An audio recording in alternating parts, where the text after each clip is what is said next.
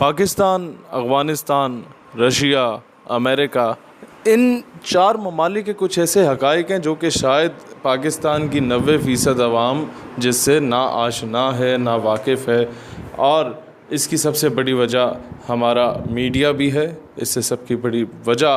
یہ بھی ہے کہ ہم لوگ خود تحقیق نہیں کرتے، جو بھی ایرا غیرہ نتھو خیرہ یا گاما گھسیٹا آ کے ہمیں بتا دیتا ہے ہم اس تاریخ کو مان لیتے ہیں۔ اور ایک چیز میں آپ کو بتانا چاہتا ہوں کہ پاکستان کتنی طاقتور ریاست ہے، اللہ تعالیٰ نے اس ملک کو کتنا نوازا ہے،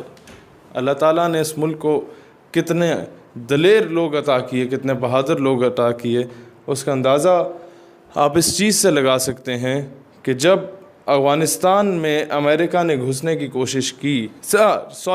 رشیا نے گھسنے کی کوشش کی، تو پاکستان نے جا کے اس کا رستہ روکا۔ جنرل حمید گل آپریشن کو لیڈ کر رہے تھے۔ رشیا کو کئی حصوں میں تقسیم کیا گیا، Turkmenistan, Tajikistan, Uzbekistan, Kyrgyzstan, Kazakhstan,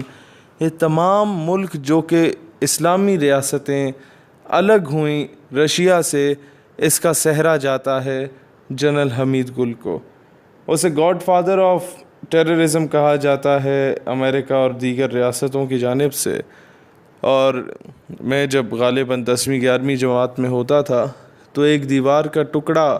ان کو تحفے میں رشین پریزیڈنٹ یا پرائم منسٹر کی جانب سے بھیجا گیا تھا تحفے کے طور پہ،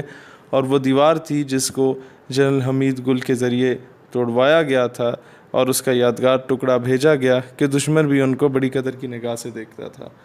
اب بات آتی ہے ملا عمر مجاہد کی، جو کہ افغانستان کو لیڈ کر رہے تھے،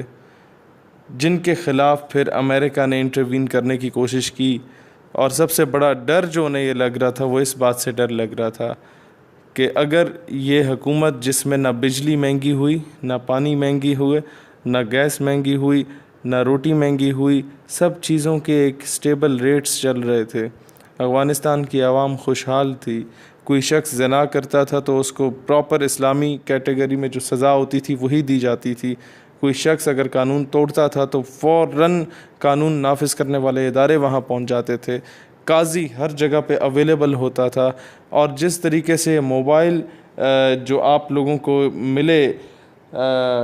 موبائل جوڈیشری جسے کہا جاتا ہے، اس طرح کی وہ پریزنٹ ہوتی تھی۔ ہر گاؤں دیہات میں ایک گاڑی جایا کرتی تھی جس میں قاضی بیٹھا ہوتا تھا، اور وہاں جا کے وہ وہاں کے لوگوں کے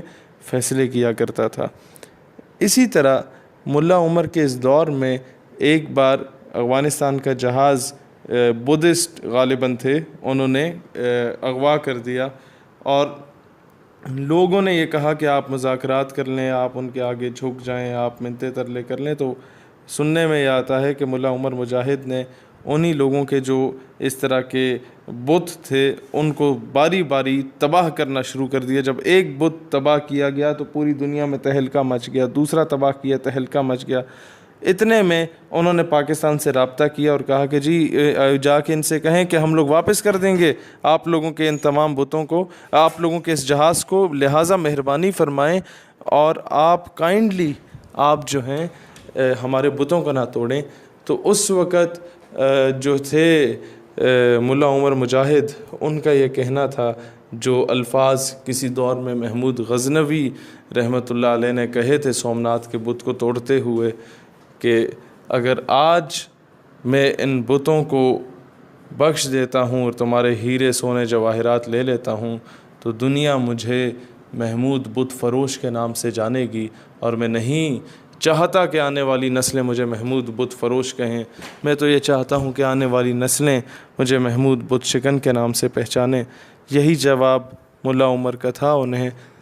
اور ایک آئیڈیل گورنمنٹ تھی، ان لوگوں نے کبھی سرنڈر نہیں کیا، دشمن کے سامنے شہادت کو قبول کیا، سینے سے لگایا۔ وہ اس دور کے ان کے ساتھی جن کی داڑھیوں سے پکڑ کے اور بالوں سے پکڑ کے انہیں گھسیٹا گیا تھا، آج وہی دشمن اور قابض فوجوں کو گھسیٹ رہے ہیں، اور دشمن اور قابض فوجیں مذاکرات کی میز پہ آنے پر مجبور ہو چکی ہیں۔ ایک چیز جو مجھے اس سارے معاملات سے جو سمجھنے کو سبق ملا وہ یہ ملا کہ فضائے بدر پیدا کرنا آپ کا کام ہے، پھر آپ کی مدد اور آپ کی نصرت کے لیے فرشتوں کو بھیجنا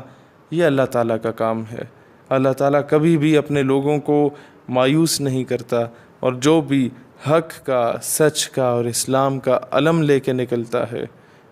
اسلام کی بقا کے لیے نکلتا ہے، اسلام کے قوانین کی بقا کے لیے نکلتا ہے، وہ ہمیشہ سرخرو ہوتا ہے۔ اللہ تعالیٰ رب العزت عز و جل کی ذات اسے کبھی مایوس نہیں کرتی۔ دوستان ذی وقار،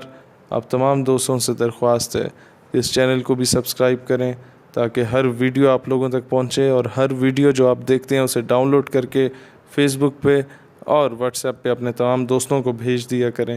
تاکہ ان لوگوں تک یہ غیرت کا درس جائے کہ جناب سچ بولنے سے آپ کا رزق نہیں رکتا۔ اگر رزق رکنا ہوتا تو میرا شہیر سیالوی کا رزق آج سے 8 سال پہلے رک چکا ہوتا، جس وقت سے میں نے اس تحریک کا آغاز کیا اور نوجوانوں میں وہ شعور بیدار کرنے کی کوشش کی کہ تم لوگ ہیری پوٹر یا جسٹن بیبر یا مائیکل جیکسن کی اولادیں نہیں ہو، تم لوگ محمد بن قاسم، ٹیپو سلطان، صلاح الدین ایوبی، نور الدین زنگی، طارق بن زیاد، سیدنا خالد بن ولید کے پیروکار ہو اور ان کے ماننے والے ہو۔ لہٰذا دلیر بنو، نیک بنو اور ایک بنو مسلمانوں۔ اللہ تعالیٰ اسلام اور پاکستان کا حامی و ناصر ہو۔ آمین۔ پاکستان ہمیشہ زندہ۔